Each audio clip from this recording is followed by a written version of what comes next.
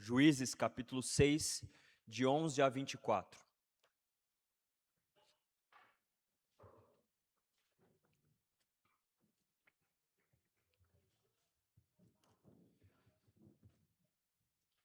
Juízes capítulo 6, de 11 a 24.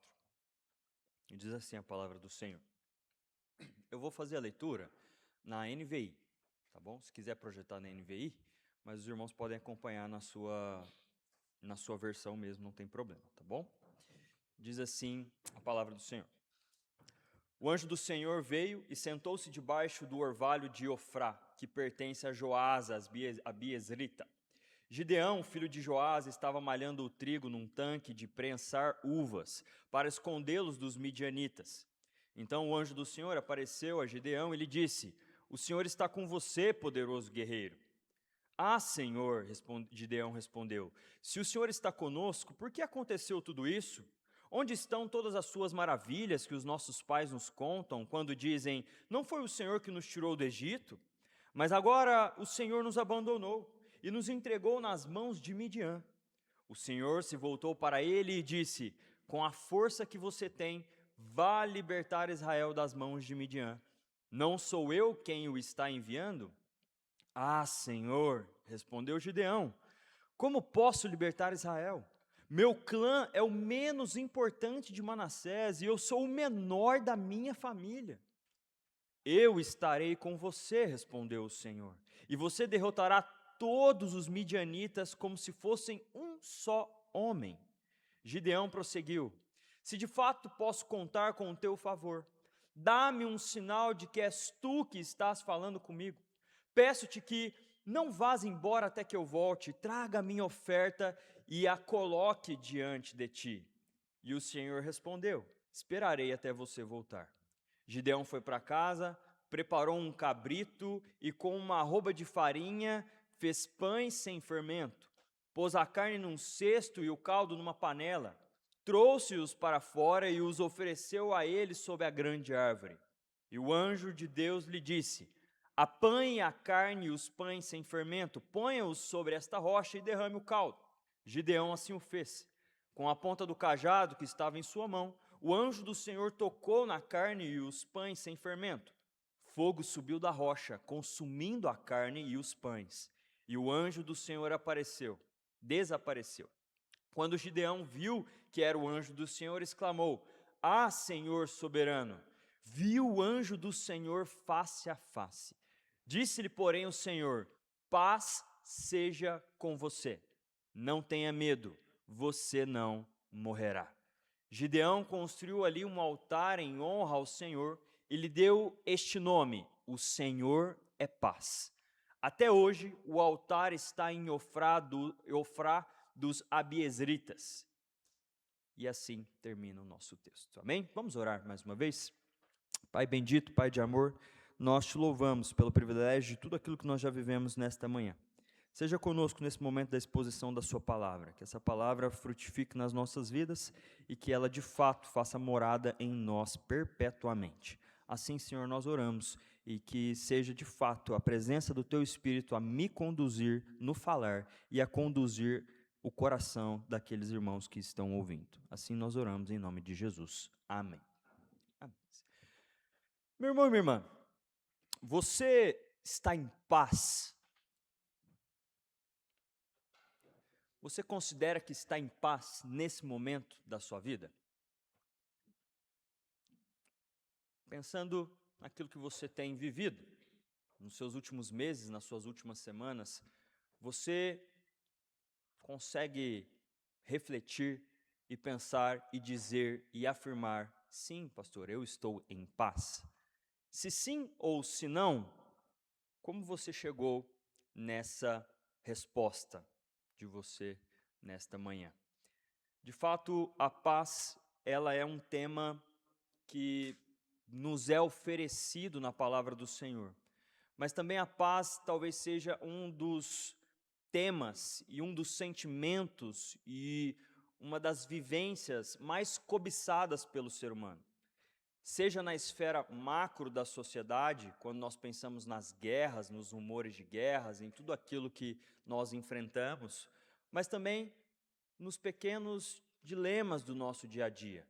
Quem aqui não gosta de estar em paz com a sua família?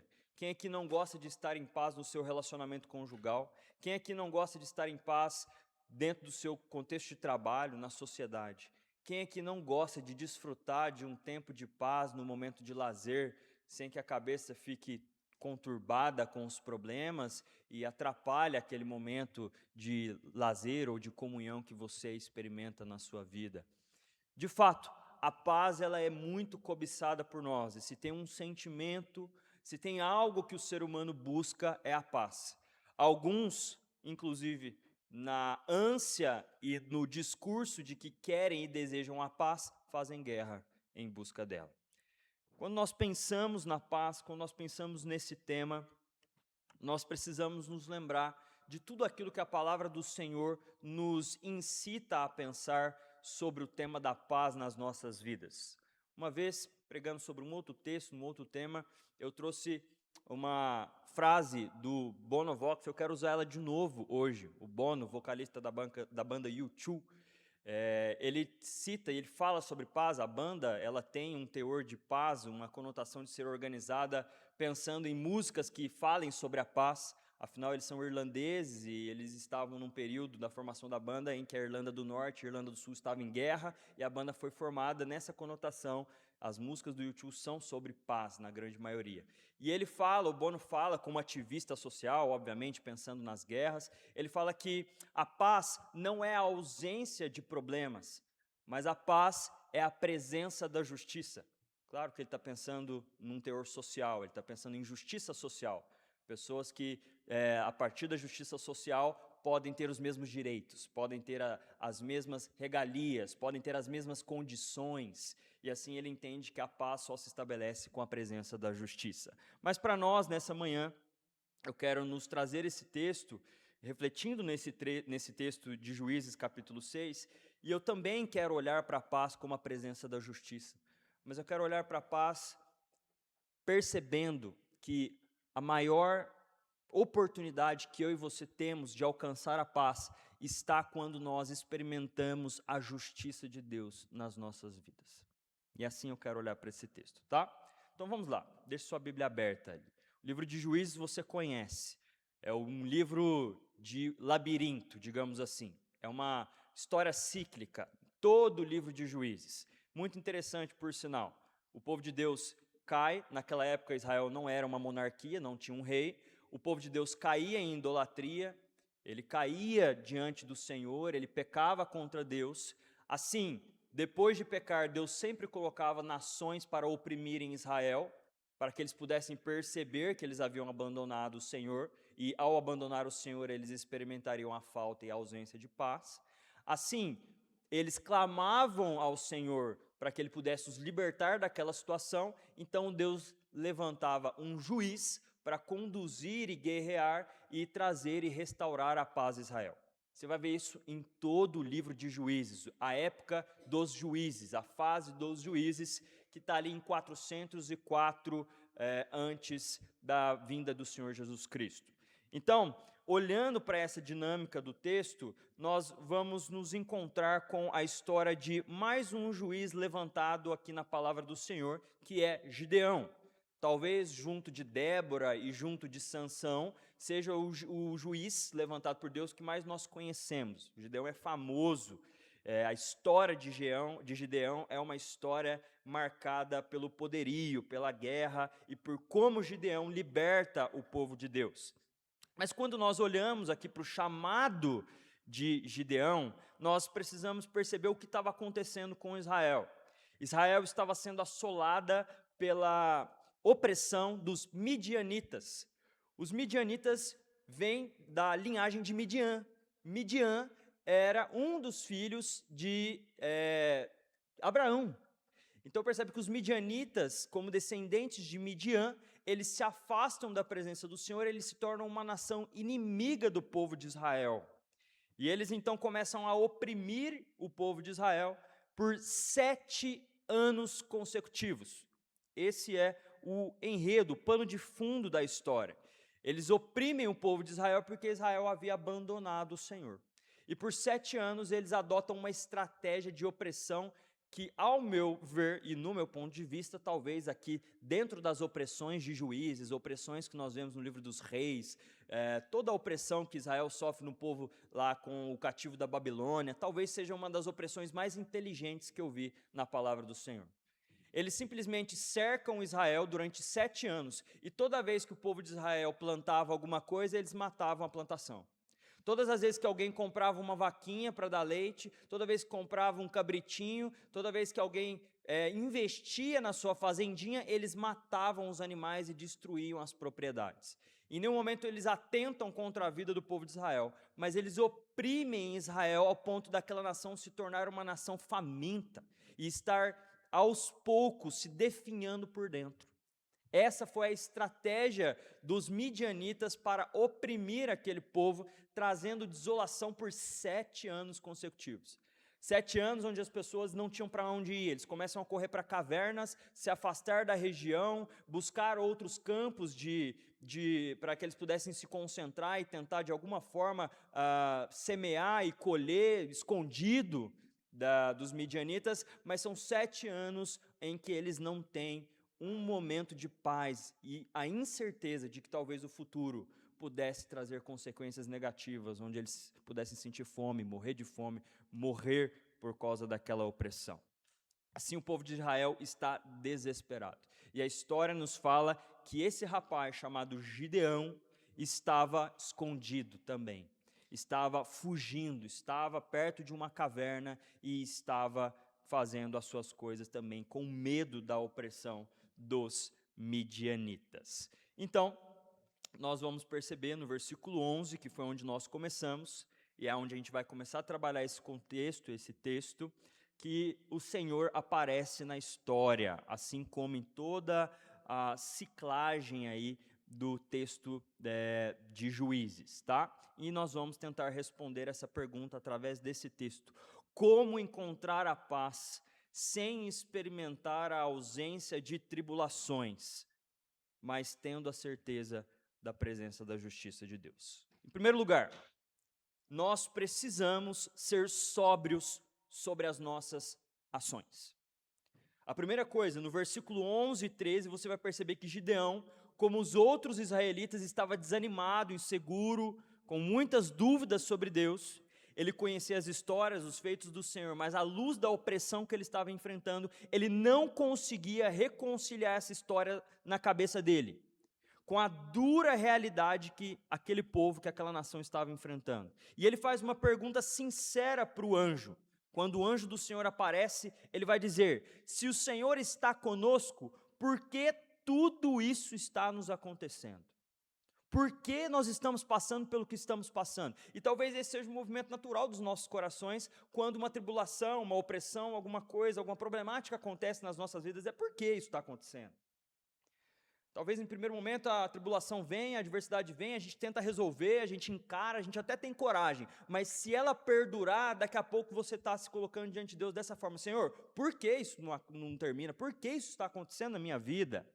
E assim, é assim que o Gideão se aproxima diante do Senhor. Ele vai dizer: Senhor, se o Senhor está comigo, se o Senhor está com o povo de Israel, por que isso tudo está acontecendo? Talvez porque Gideão soubesse que a presença do Senhor de fato já simbolizava na mente dele paz. Como é que o povo de Israel ia para a guerra na certeza que talvez poderia obter vitória ao longo da narrativa bíblica? Levando a Arca da Aliança. A Arca da Aliança simbolizava o quê? A presença de Deus. Ou seja, a presença de Deus para o povo de Israel e talvez a presença do Senhor para a sua vida simbolize isso, paz. E é assim que Gideão se coloca diante de Deus. Se o Senhor está aqui, se o Senhor está presente, se o Senhor está conosco, por que a gente não está sentindo paz? Por que nós estamos enfrentando essa opressão e essa dificuldade nas nossas vidas?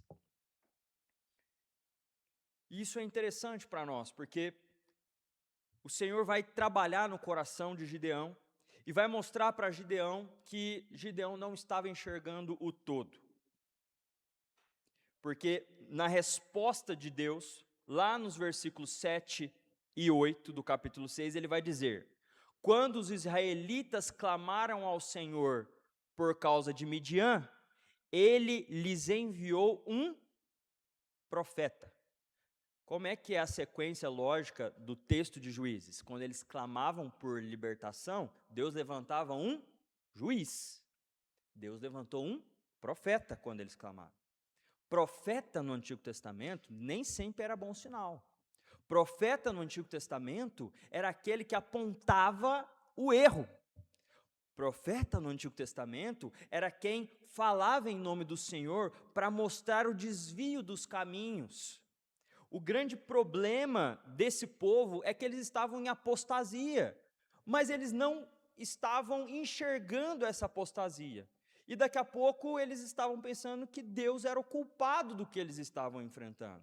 Deus está no banco dos réus, porque eu não percebi que o problema está debaixo do meu nariz. Eu estou em apostasia, eu abandonei o Senhor, não foi Ele quem me abandonou. E assim, Gideão é confrontado pelo Senhor ao se lembrar que Deus havia enviado um profeta. Ele não envia de imediato um libertador, porque aquele povo estava clamando por liberdade, mas eles nem sabiam do que eles tinham que ser libertos, porque precisavam ser libertos e porque estavam passando por uma grande opressão. A primeira resposta de Deus ao clamor das pessoas não é enviar um salvador ou salvação, mas dar um sermão, mas dar uma exortação, porque antes de avaliar o resgate que virá, as pessoas precisam entender por que precisam ser resgatadas. Isso é fantástico para nós. É assim nosso processo de conversão a Deus, não é? Qual é a primeira coisa que nos cai a ficha quando temos um encontro com o Senhor? Eu sou devedor. Eu preciso de salvação. Eu estou caminhando para a morte. Então o Senhor me apresenta a resolução dessa problemática, a graça da salvação. E assim, Gideão começa a entender que existia um problema que ele não estava enxergando. Muitas vezes, por decisões que nós não percebemos, que talvez foram no automático e que estão recheadas de pecado, nós passamos por opressões. Porque a natureza do salário do pecado sempre será a morte. Pastor, eu estou num problema dentro de casa, na minha família. Está difícil a convivência com os meus filhos, com o meu cônjuge. Estou sentindo uma falta de paz, parece que Deus não está presente. Talvez seja fruto de algum pecado, é natural.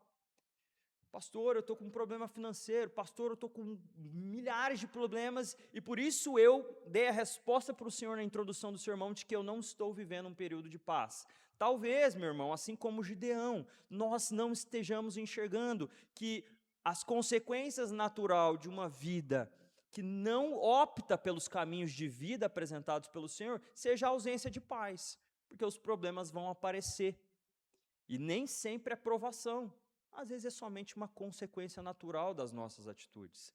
E é isso que Gideão precisa entender em primeiro lugar, antes de Deus começar a levantar Gideão para um chamado, usar a vida dele, libertar Israel, que aconteceu, já tem um spoiler do texto aqui. Antes disso tudo, o Senhor está falando: Gideão, vocês me abandonaram, vocês estão em apostasia, eu trouxe um profeta para dizer isso a vocês.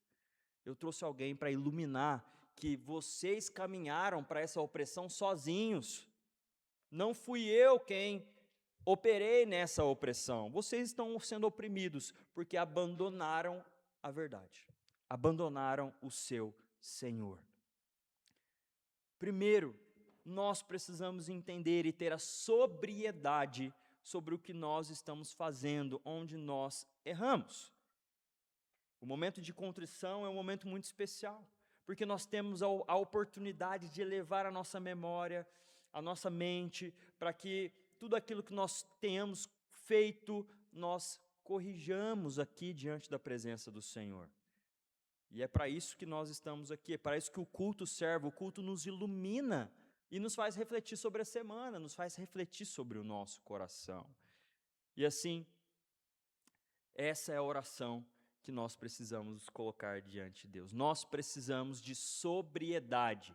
E a nossa oração deve ser: ilumina a minha mente, para que eu possa enxergar aonde eu errei, aonde eu caí, e por que eu estou passando, então, por essa ausência de paz na minha vida.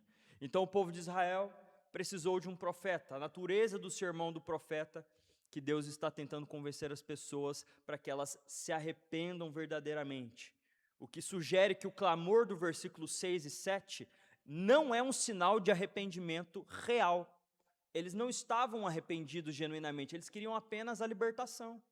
Afinal, antes de Gideão ser levantado, nós tivemos Otiniel, Eude e Débora, outros 3 juízes levantados. Ou seja, outras 3 oportunidades onde o povo de Israel não se arrepende genuinamente, porque eles voltam à apostasia e a adulterar contra o Senhor. Então, o Senhor trabalha no coração do profeta. No versículo 14, ele vai dizer: com a força que você tem, vá libertar Israel das mãos de Midian. Não sou eu quem o está enviando? O que Deus está querendo dizer? Olha, eu não estou ausente, sou eu que estou enviando. Eu não fui para lugar nenhum. Eu estou diante do meu povo. Vocês é que me abandonaram. Irmãos, isso é muito precioso para nós. Deus não nos abandona, mas nós o abandonamos. Às vezes a circunstância vem na nossa vida e nem é culpa nossa, nem foi uma consequência de um pecado. Mas quando a circunstância vem, se o nosso primeiro movimento é nos apegar mais ainda à presença do Senhor, nós estamos o abandonando. Se o nosso primeiro movimento é tentar corrigir a situação ou encontrar respostas no meu coração para a situação em qualquer outro lugar, senão na presença de Deus, nós o estamos o abandonando. E assim a culpa não é de Deus, porque o Senhor permanece onde está. Ele é a nossa torre forte, Ele é a nossa paz. Deus não está nem aí com a problemática de Gideão, com essa problemática de que talvez Deus não estivesse presente. Deus só fala: olha, Gideão, com essa força que você tem, você vai libertar o povo de Israel das mãos de Gideão. Eu estou te enviando. Por isso, em segundo lugar, se em primeiro lugar nós precisamos ser sóbrios com as nossas atitudes, em segundo lugar, nós precisamos acreditar do fundo do nosso coração no poder que sai da boca e da palavra de Deus. No segundo ponto, acerca da paz, nesta manhã, nós precisamos acreditar no poder da palavra de Deus. Pastor, eu acredito no poder da palavra de Deus. Mas se você é como eu, pecador, falho, frágil, muitas vezes nós duvidamos e não acreditamos a devida fé e a devida verdade a respeito dessa palavra. Perceba que Gideão objeta no versículo 15. Vamos fazer a leitura do versículo 15 e 16 aí. Ah, Senhor, respondeu Gideão, como posso libertar Israel? Meu clã é o menos importante de Manassés e eu sou o menor da minha família. O Senhor responde: eu estarei com você, respondeu o Senhor, e você derrotará todos os midianitas como se fosse um só homem. Gideão diz que, além da família dele ser a menos importante, ele era o menor dela. E talvez fosse uma verdade. Mas o ponto o ponto aqui do texto não é quem Gideão era. O ponto é quem estava chamando Gideão. Quem estava dizendo que Gideão seria o libertador? O próprio Deus.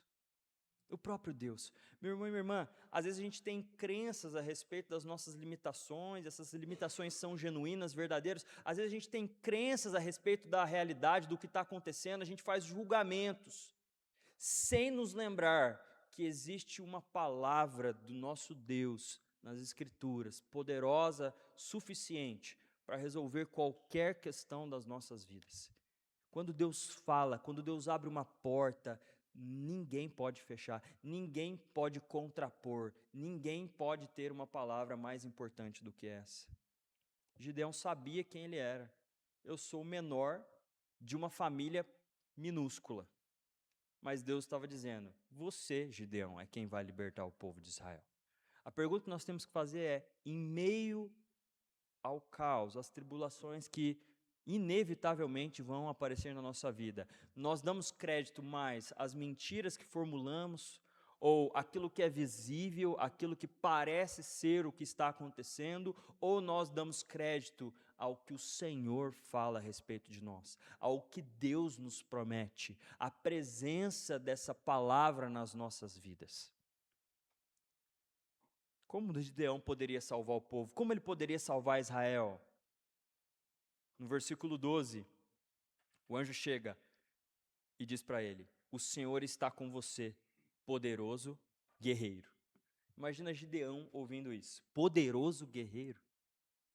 E é exatamente isso que ele vai falar, né? Poderoso guerreiro. O Senhor está dizendo, você é um poderoso guerreiro. Alguns comentaristas desse texto vão dizer que talvez Deus estivesse em meio ao orgulho, talvez, que Gideão pudesse ter, dizendo numa forma de zombaria, poderoso guerreiro. Alguns outros vão dizer que, na verdade, Deus estava tentando animar, trazer ânimo para o coração de Gideão. Eu já vou para uma outra linha. Eu penso que Deus está dizendo exatamente aquilo que ele faria de Gideão. Gideão, você pode não achar que é poderoso guerreiro, mas você vai ser. Você é poderoso guerreiro. E eu vou te mostrar. Na minha palavra, você vai libertar o povo de Israel. Meu irmão e minha irmã, não tem coisa mais importante nas nossas vidas. Não tem palavra mais importante, afirmação mais importante, verdade mais importante do que o que o Senhor fala a respeito de você, do que o que o Senhor fala a respeito de nós, de qual é o comando do Senhor para as nossas vidas. Porque é Deus, o Criador de todas as coisas, quem está dizendo, e não as vozes da nossa mente. Você é poderoso guerreiro e eu tenho uma tarefa para você. Se Deus está dizendo que Gideão é um guerreiro poderoso, se Deus proclamou isso para Gideão, é porque ele era. E se ele fosse, Deus ia torná-lo. Se ele não fosse, Deus iria torná-lo. Porque o que sai da boca do Senhor é lei, o que sai da boca do Senhor é poder, e o que sai da boca do Senhor de fato acontece. Ele é o Deus que diz, haja luz, quando não havia luz. E hoje nós temos sol, nós temos a lua, nós temos luzeiros, nós temos as estrelas. Ele é o que tem a voz de comando, Ele é o Todo-Poderoso, Ele é o Deus das nossas vidas. E se nós não acreditarmos confiança nisso, de fato, vamos viver uma vida com ausência de paz. Porque a partir do momento que o controle está nas nossas mãos, a gente não sabe como jogar esse jogo. A gente não sabe como nortear as nossas vidas sem termos uma bússola, sem termos uma torre forte, sem termos uma companhia fiel. E é assim que precisamos olhar para Deus. Deus disse, poderoso guerreiro, você vai libertar Israel. Deus diz para você, você é meu filho amado, você tem uma comissão, você tem um chamado, você tem um propósito, nós precisamos acreditar que temos.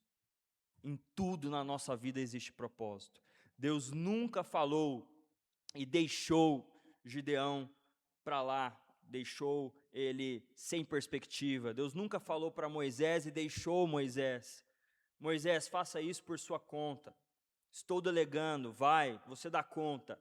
Mas Deus confia àqueles homens a sua presença na jornada. E é assim que Deus diz e nos coloca nessa missão. Deus estará conosco em todas as circunstâncias. Por isso, em segundo lugar, nós precisamos acreditar na palavra de Deus. Mas terceiro e último lugar, a presença do Senhor não necessariamente significa paz, mas o perdão de Deus, sim. A presença do Senhor não necessariamente significa paz, mas o perdão de Deus, sim. O terceiro e último ponto que nós precisamos refletir é exatamente esse.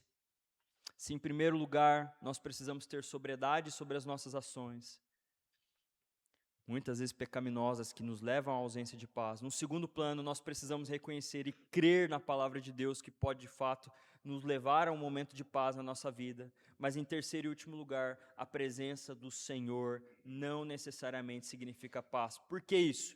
Na continuação do texto a gente vai ver que ele, a partir do versículo 17, e aqui é a virada do texto, porque quando eu olhei para esse texto eu achei que a presença de Deus significava paz e não significa. E eu entendi que o grande ponto desse texto, o grande ponto das nossas vidas, é que alguns experimentam da ira do Senhor. Alguns experimentam a presença do Senhor, e a presença do Senhor para aqueles que Ele não ama, aqueles que não estão de fato na sua presença, no seu amor, na sua graça, ela pode ser devastadora, ela pode ser horripilante. Deus pode parecer para esses que Ele é mau, que Ele é injusto. Deus é juiz. Deus pode parecer para esses como um carrasco. Mas para aqueles que estão em Cristo Jesus, Deus é amor, é salvação. A presença de Deus pode ser a pior coisa que um ser humano apostatado da fé, que não ama ao Senhor, pode enfrentar na sua vida, se ele não entregar os seus caminhos diante do Senhor. Por isso que Gideão fala: Senhor, se o Senhor de fato, se eu posso contar com o seu favor, com a sua presença, com a sua graça, deixa eu trazer aqui uma oferta para o Senhor. Deixa eu lá buscar uma comidinha, uma coisinha aqui que eu vou preparar, para que eu possa ofertar para o Senhor. Então o Senhor deixa, o anjo do Senhor vai lá, traz. E quando Gideão traz, o que acontece? O fogo consome aquela oferta. E quando o fogo consome aquela oferta, o coração de Gideão se enche de coragem. O coração do Gideão fala: de fato o Senhor está comigo, agora eu posso prosseguir, agora eu posso continuar a minha jornada. Meu irmão, minha irmã, quando nós somos reconciliados, quando não temos dívida diante de Deus, quando estamos de fato no gozo da presença de Deus nas nossas vidas, nós podemos ter paz, porque o Senhor está conosco, o Senhor nos ama e Ele nos acompanha no decorrer da nossa vida. E para você e para mim, essa oferta, esse sacrifício, não foi um manjar que nós produzimos, mas foi de fato o próprio Deus providenciando o sacrifício para que eu e você hoje tivéssemos a oportunidade de, como filhos de Deus, experimentar da paz da presença do Senhor. O Filho de Deus vem na missão de nos resgatar.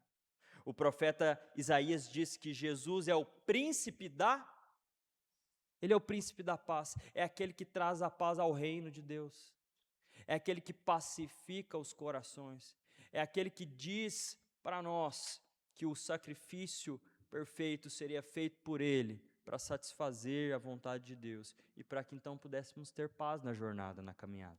É aquele que compra a nossa herança, é aquele que nos chama de filho.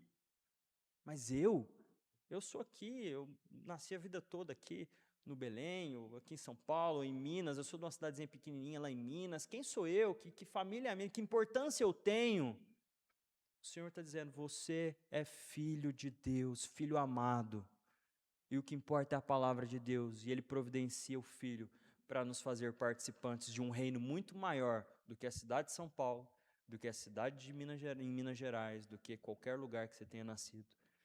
Ele nos traz uma família muito mais especial, muito mais importante do que a família terrena. Ele nos faz participante de um lugar exaltado por Ele, de uma nação santa, de um povo que é propriedade exclusiva dEle. Meu irmão e minha irmã, não tem informação mais importante na sua vida do que saber que você é amado pelo Criador de todas as coisas, por um Pai que é bondoso e que Ele está com você e comigo nessa jornada. É o Evangelho da Graça, que primeiro nos lembra como estávamos afastados, mas hoje nos lembra que não tem mais afastamento, nós estamos diante da presença de Deus. Jesus é o príncipe da paz.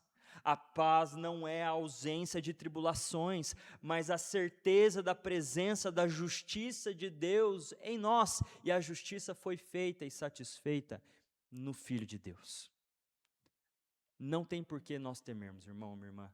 Você não precisa ter medo da morte, você não precisa ter medo do que você vai se vestir ou comer amanhã. Isso é da palavra do Senhor também. Você não precisa temer qual vai ser o futuro dos seus filhos, o futuro da sua família. Você não precisa temer qual vai ser o futuro da igreja do Senhor nessa terra. Porque para aqueles que estão em Cristo Jesus, para esses é reservado as melhores coisas, a redenção do corpo, a salvação. E esses são cuidados, mantidos, amados profundamente pelo coração do nosso Deus. Se lembre disso, meu irmão e minha irmã. O chamado de Deus para a sua vida precisa ser atendido. O chamado de Deus para as nossas vidas deve ser atendido. A paz não é ficarmos em inércia, não fazermos nada. A paz significa nós estamos em movimento, aceitamos o chamado, aceitamos a vocação que Deus tem para nós, com coragem, com intrepidez, porque se é Ele que está chamando, Ele vai terminar a obra nas nossas vidas. Eu não sei quais foram as suas ferramentas ou a sua percepção para poder responder no começo da introdução que você está em paz ou não. Mas eu queria dizer para você que só existe uma resposta para a paz. E a resposta é o nosso Senhor Jesus Cristo nas nossas vidas, no nosso coração, transbordando o amor de Deus em nós. Amém? Que Deus te abençoe. Viva em paz, viva tranquilo. Deus nos ama e fazemos parte do reino de Deus, não somente hoje, mas por toda a eternidade.